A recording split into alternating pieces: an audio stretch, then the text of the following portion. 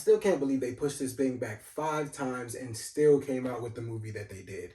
I mean, this thing was so bad the director even had to spoil the movie. Essentially, the only point of seeing this movie a day before the movie came out because all the reviews were so bad. I mean, come on, guys. What are we doing here? What are we doing here? I mean, this movie got... They released this thing on April Fool's Day. They knew it was a joke. Y'all could have just put this on streaming. Morbius.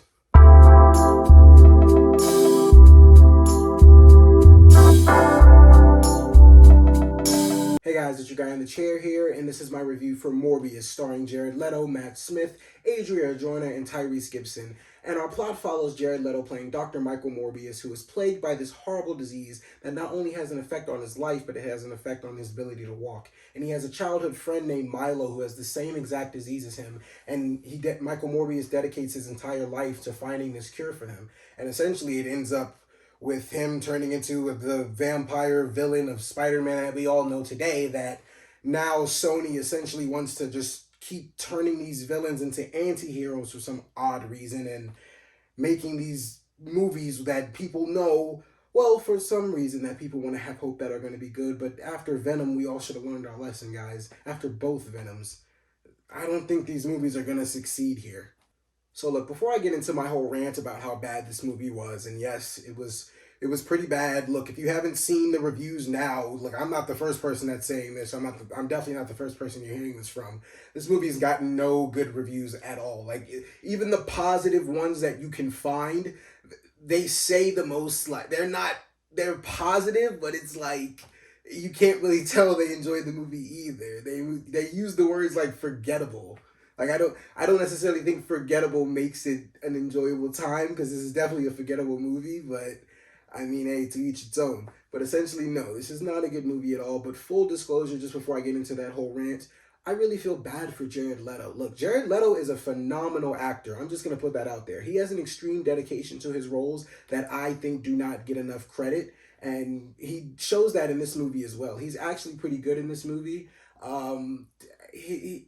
Yeah, he's pretty good in this movie. I can't say he gets tiring. He's honestly backpacking the entire movie because the rest of it is complete dog shit. But I mean, he's doing his best as he can. His dedication shows. He's doing his best to play this role. And is honestly, I wouldn't mind seeing him as this character again. I just don't want to see a sequel. I don't want to see anything that has to do with this movie at all, because he's completely being suffocated by it. And like I said, I feel bad for the guy because he never got a chance as Joker. He had to be hauled into DC's crap, and he honestly never got a real chance, in my opinion, to play Joker, which I thought he'd do a really good job at. I mean, he recently came out with House of Gucci, which people are very up and down about his performance in that movie. I thought he did a decent job. I don't know. I'm not the person to judge on accents. A lot of people had a problem with his accent. I don't necessarily know whether the accent is correct or not, but it sounded okay to me, so I was fine with it. But like I said, he was the only survivable, durable thing about this entire movie. And now we're going to get into the rest of Morbius. Look, to start things off, I got to go back to the fact that the director spoiled the whole entire point that this movie was made a day before the movie was actually released. Like, it makes no sense to me. Like, me personally, it's crazy because every time I saw this trailer in the theaters with me and my friends, my one friend would always tell me that this movie was going to be good. It's good, like, give it a chance. Stop being so negative, blah, blah, blah. I'm like, bro, no, this trailer doesn't look good. It's not going to be good. I'm trying to tell you now, lower your expectations. And here we are now. The movie has a 15% on Rotten Tomatoes, and it was definitely I told you so moment. It's crazy. People work hard on movies, and, I feel never want to tarnish them. You don't want to trash on them too hard, but essentially I felt a sense of pride when I saw that 15% on Rotten Tomatoes. I can't lie.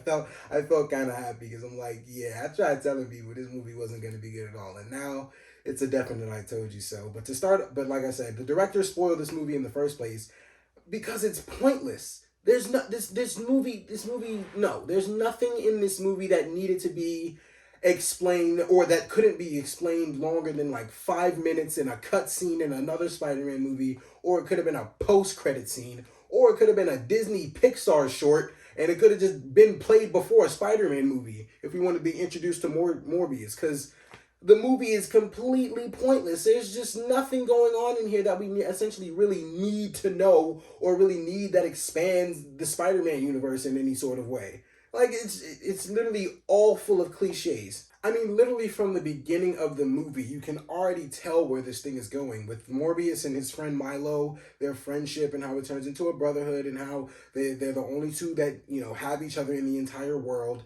Once he gets this cure and it turns him into this vampire, you see it in the trailer. His friend Milo gets jealous of the fact that he has it and he's not trying to give it to him because, it turns him into this vampire thing. And then ends up Milo becomes the villain himself, and it's a complete cliche that you can tell from the beginning of the movie. And honestly, the movie writing wise felt all over the place. I felt like there was a main in the first half of the movie. I will say there felt like some consistency there, and it felt like a story with a character that you can actually care about in a sense. But once it gets to the point where he has to figure out how to control this thing inside of him, making him a vampire, and how to essentially stop his friend, that's when the movie just goes completely off the rails. Because again, they have to remember that the fact that this guy is a villain, he's not necessarily supposed to be a guy we're rooting for. And I'm not rooting for Morbius. Like, I will say, I was a big fan of the Spider-Man cartoons, and I actually did enjoy the Morbius character back in the day. I thought he was pretty cool. But when this movie was announced, I never remembered, I go back periodically and watch the show, but I never remember anything pivotal that could make Morbius an anti-hero. He's a vampire that literally needs to feed to survive. He's a vampire. He has to feed to survive, to live. I mean, that, like, essentially, bro, you don't really have a choice. At some point, and he said this multiple times in the movie, this isn't really a spoiler, a vampire needs to live on blood. He needed artificial blood to survive, and at some point it was going to run out, and he was afraid he was going to turn into the monster that he believes he was always going to be. And it's like, by the end of the movie, which, this is a minor spoiler warning, it's the post-credit scene with Michael Keaton. You already know he's in the movie from the trailer, which I'll get to that in a second. But by the end of the movie, these two have an interaction to the point where they want to team up, and it's like, he's a villain the entire time, so why are we even doing this anti-hero thing? Why aren't we just saying he's a villain and just giving him an origin story? If you want to make a movie about a person, why do we have to keep calling them an anti-hero and giving them a reason to save the day? They're villains. Just let them be villains. And the trailer, which again I didn't like at all, I thought was way more interesting than the movie we actually got, because this movie is suffocatingly boring. I mean, it's dull, it's lifeless. Like I said, Jared Leto, you can see his passion and his work on the screen as he's portraying the character of Morbius. But as far as the movie goes, it's literally bashing any type of effort he's trying to put in, because everyone else is just completely bonkers and just terrible. Matt Smith, who's actually a pretty talented actor. If you haven't seen Last Night in Soho or Late Night in Soho, I hope it's Last Night. Last Night in Soho. If you have not seen that movie, you should watch it, because he's actually very good in that movie. So don't let this movie give you a bad representation of Matt Smith, because he's actually pretty talented. But in this movie, whoever wrote his character, whoever made him do these cartoonish, terrible, villainy things, I mean, guys, come on. Like I said, the movie was just written all over the place. Like, I felt like there was a consistency, like I did say before. I felt like there was consistency, and then at some point, they just let other people come in and just write it. Like, the main writer took a lunch break, and then people just kept finding the script and just writing whatever they wanted, and somehow it made it into the final cut of the movie, because a lot of dialogue felt out of place. There was even one dialogue between Morbius hearing these robbers that are essentially these scammers that or were trying to scam a restaurant or whatever. He heard them, and it sounded like a training that I would hear at my job or something like that. Like, it just sounded so generic and so out of place. Like, I don't even know where this stuff came from. It's so much. There's a lot of stuff you could pick on in this movie. Honestly, I really wanted to have an open mind at the beginning, but the opening credits of the movie, that reminded me of animations from, like, The Amazing Spider-Man and Friends or something like that. Like, it just made me have no hope in this movie at all. I was just like, yeah, I don't think they're really going to try much in this movie. And like I said, in the first half, they definitely give an effort. In the second half, it just goes way off the rails. It's just bad. And I did say Tyrese Gibson was in this movie, but I had to completely separate him out because I felt like him and his partner, they belonged in a completely different movie. They played, first of all, they're only in the movie for at least maybe 20-25 minutes total. The movie's only like an hour and 45 minutes. So for like an hour and 25 minutes, they're not in the movie at all. And honestly, when they are in the movie, they are cops, so they're doing cop things, but they don't affect the plot or move it or essentially give any purpose to the story in any sort of way. They're just cops. They have no purpose being there. They could have been played by anybody. They don't do anything. It's just Tyrese Gibson and his partner. I don't know his name off the top of my head, but I have seen him in things. And if you see his face, I'll show a picture of it. If you see his face, you know you've seen him in things before. But essentially, these two have no point in being in the movie. There's no purpose for them being there. They can't. They can't even stop Morbius or Milo. Like they literally have no. They can't. They're cops. They're only using bullets. And that's another thing. If this movie did not learn from Venom at all, like they didn't even understand what was wrong with Venom. It was the fact that one, it could have completely benefited from being rated R. The same goes here. The action scenes in this movie aren't bad, but they like the entire time you're watching them, just like for me when I was watching Venom, the entire time I saw action scenes in both of these movies, Venom and Morbius, it's like it could have been rated R and it could have been at least bearable. You could have had at least because if essentially if you have a terrible plot with suffocating side characters and a good main character, essentially if you put good action in there somewhere, at least people won't walk out thinking they had a terrible time.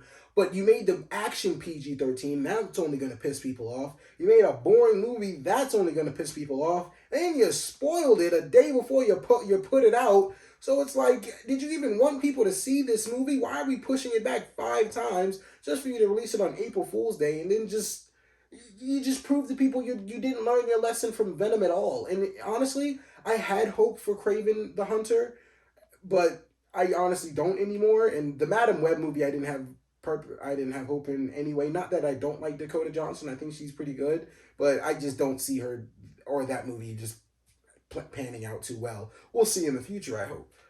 But Craven the Hunter, I lost hope for that one too. Aaron Taylor Johnson, I hope you prove me wrong, man, because I have big faith in you.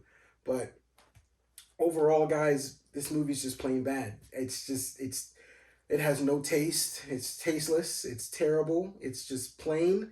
It's stale. It's plain. It's honestly just a movie. It's not anything special. It doesn't try to do anything special. It doesn't try to separate itself. It just introduces a character that really whose story could have been summed up in 5 minutes. They don't even take they honestly don't even take that much time to go into detail on his life or anything because he's not a character with much depth to him. Like it's really just pieces and points. Like this movie honestly, like I said, could have been summed up in 5 minutes, but if they really wanted a true runtime, it would have only probably been, you could have took 20 minutes off this movie because a lot of it just didn't need to be there. And the ending, it was just, what the hell? They didn't know what they were doing the entire movie, and they knew that. The director knew that. That's why, one, he spoiled it, and two, he let it end the way it did, because the ending was just whatever. And like I said, guys, the only reason that you need to be here is for the post-credit scene, so just look that up on Google. There's no point in watching this movie, guys.